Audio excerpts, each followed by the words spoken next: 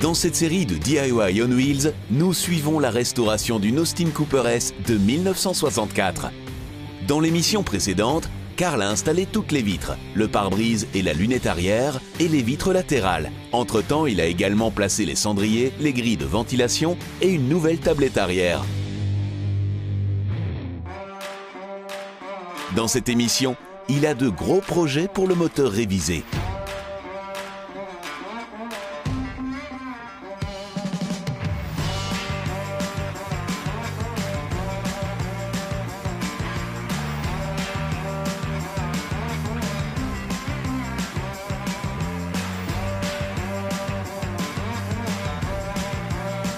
Maintenant, je réalise un pontage du chauffage. Ceci est le robinet de chauffage que j'ouvre ou que je ferme avec la commande sur le tableau de bord.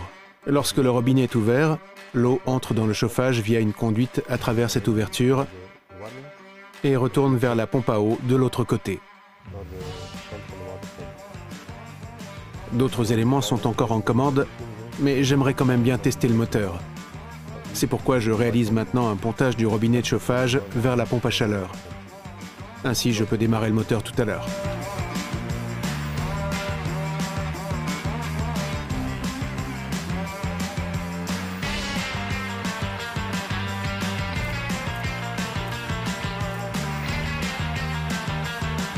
Ensuite, le système peut être rempli avec un réfrigérant.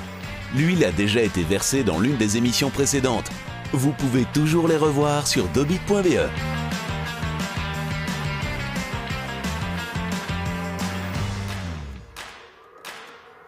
Tout est maintenant prêt pour tester le moteur.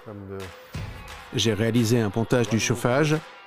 J'ai également monté une dynamo de façon temporaire, car en fait, un alternateur doit y être inséré, mais celui-ci n'est pas encore arrivé.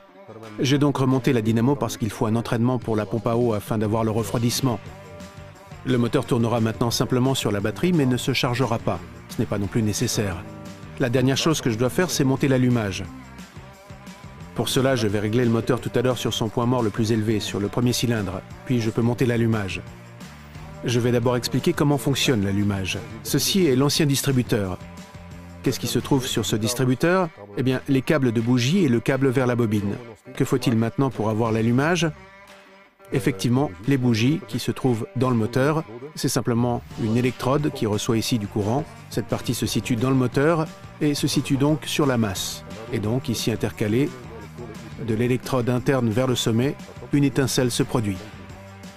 Lorsque l'étincelle jaillit, le mélange d'essence s'enflamme. Ceci crée donc la combustion qui entraîne une pression et pousse le cylindre vers le bas.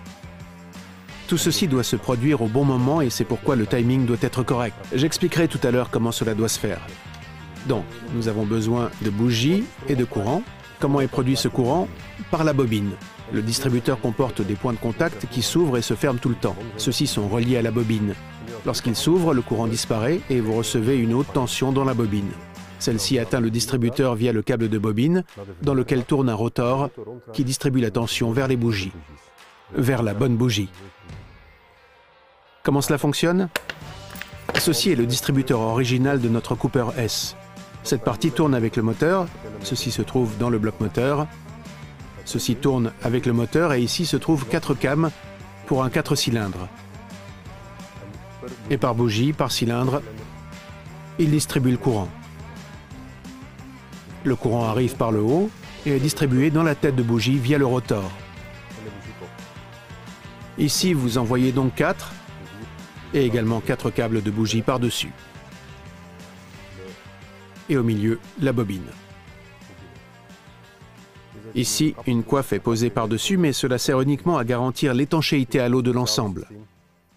Ceci est encore un système du genre. Vous voyez à nouveau les 4 câbles de bougie et le câble de bobine. Au milieu arrive le courant et celui-ci est alors distribué vers les bougies via le rotor.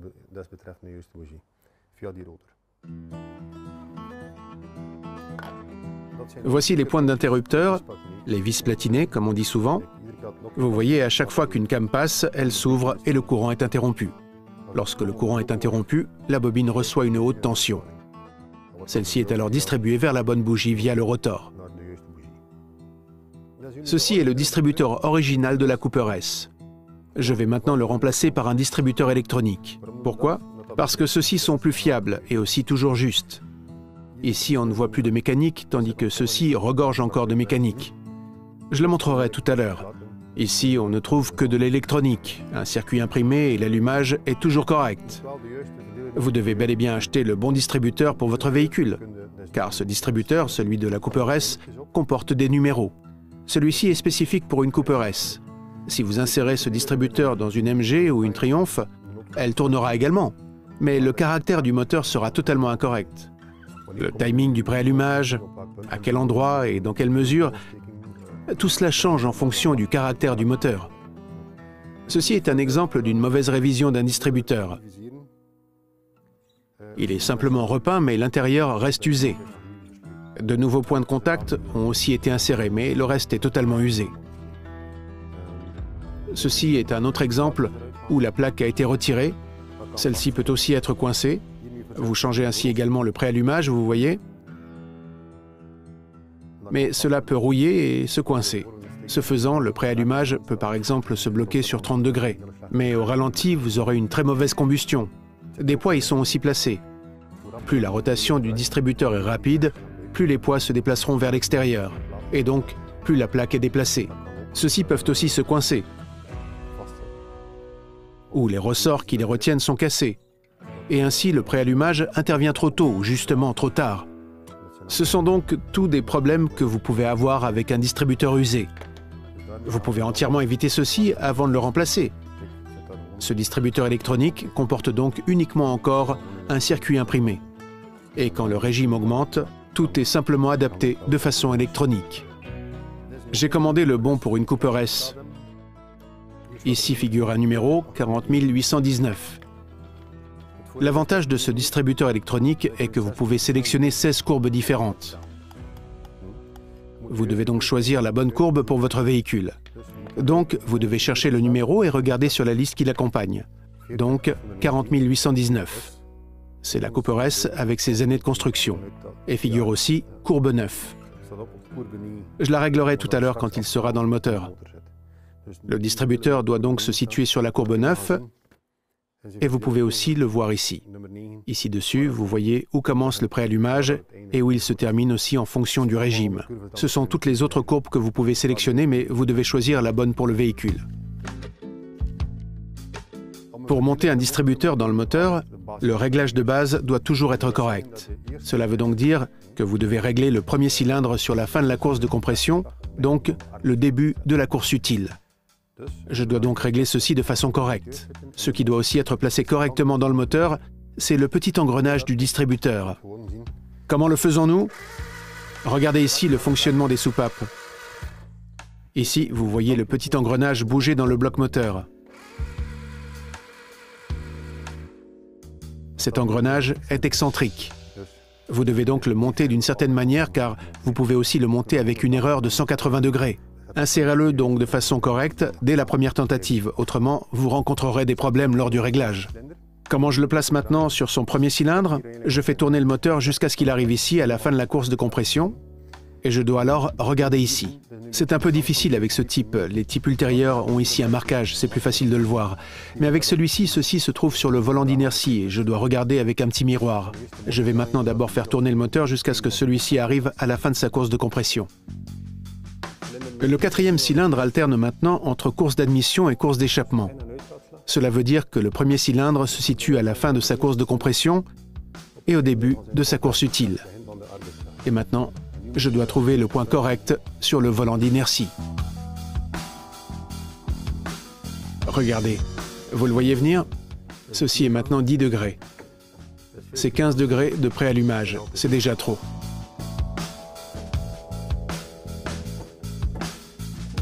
Voilà. Il se situe maintenant sur 0 degré. Cela veut dire que le piston occupe une position haute maximale entre sa course de compression et sa course utile. Et ici, celui-ci alterne. Voilà, maintenant celui-ci est bon et le distributeur peut s'y insérer. Celui-ci est encore libre, ceci afin de pouvoir le centrer.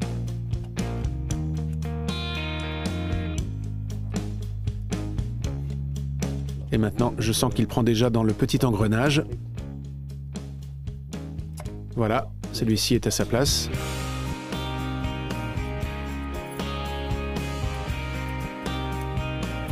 Le distributeur est à sa place et si vous regardez maintenant, vous voyez que le premier cylindre se situe toujours autour des 2 heures selon l'horloge. Alors il est toujours en position correcte. C'est maintenant correct parce que j'ai mis le moteur sur le point mort le plus haut. Maintenant, je vais raccorder le distributeur sur la bobine.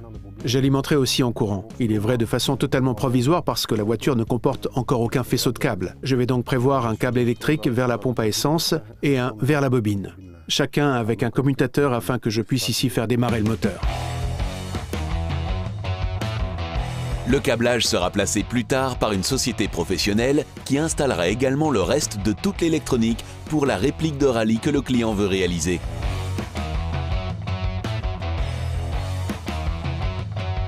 Le câblage provisoire de Karl est prêt et maintenant le courant arrive donc sur le distributeur. Karl peut maintenant régler celui-ci. Ici, on voit le témoin lumineux clignoter. Je vais maintenant le placer sur la courbe 9. Avec le tournevis fourni, Karl tourne la vis de réglage jusqu'à ce que le témoin lumineux continue de clignoter 9 fois d'affilée.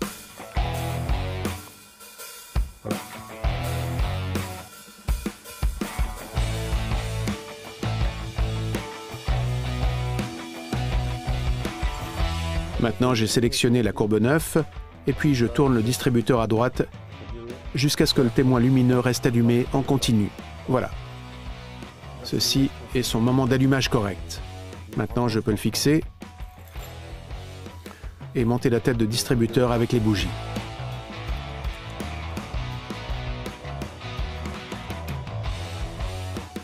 Et puis démarrer. Passionnant, n'est-ce pas ?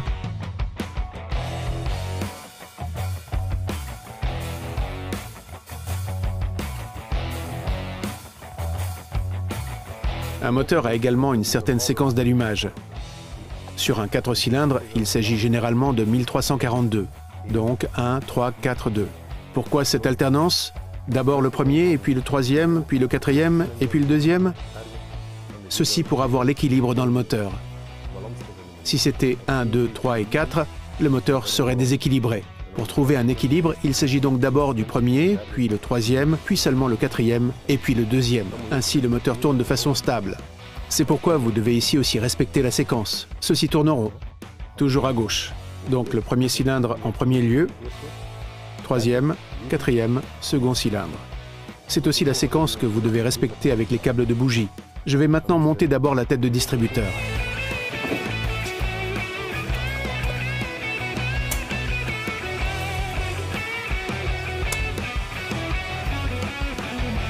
Et puis également monter d'abord les bougies. Celles-ci peuvent être réinsérées dans le moteur.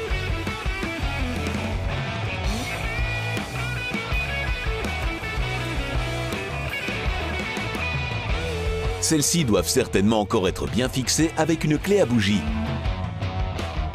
Puis Karl peut y raccorder les câbles de bougie dans la bonne séquence. Premier cylindre, premier cylindre.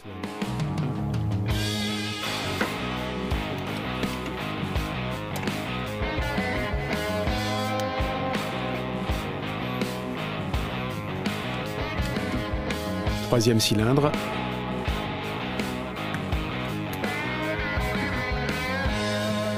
Quatrième cylindre.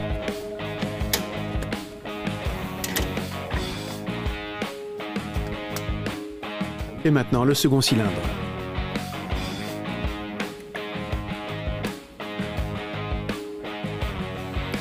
Et maintenant, encore raccorder la bobine également.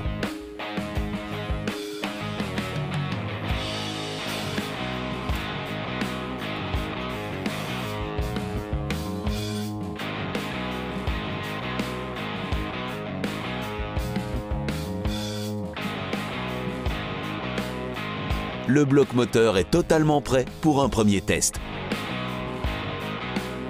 Voilà. Maintenant, tirez le choke.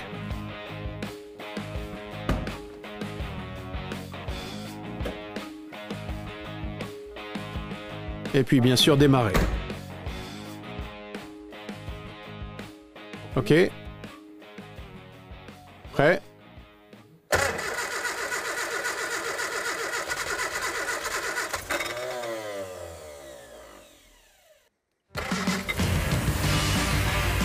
Et nous sommes partis.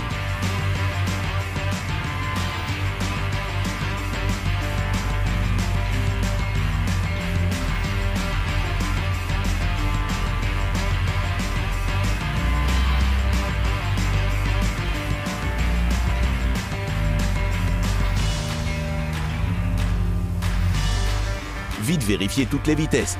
Et marche arrière. Tout fonctionne parfaitement. À nouveau un très grand pas en avant dans la restauration de cette Austin Cooper S.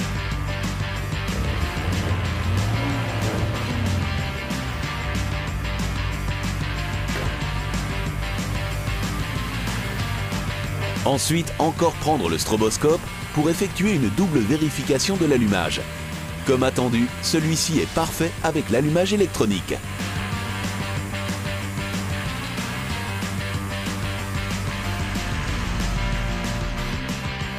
J'ai maintenant encore contrôlé l'allumage avec le stroboscope et celui-ci est correct. Mais en réalité, je le sais déjà car le moteur démarre bien et s'arrête bien également.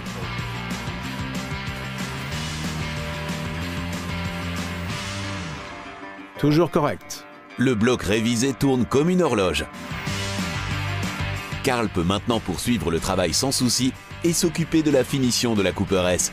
Mais vous le verrez dans les prochaines émissions.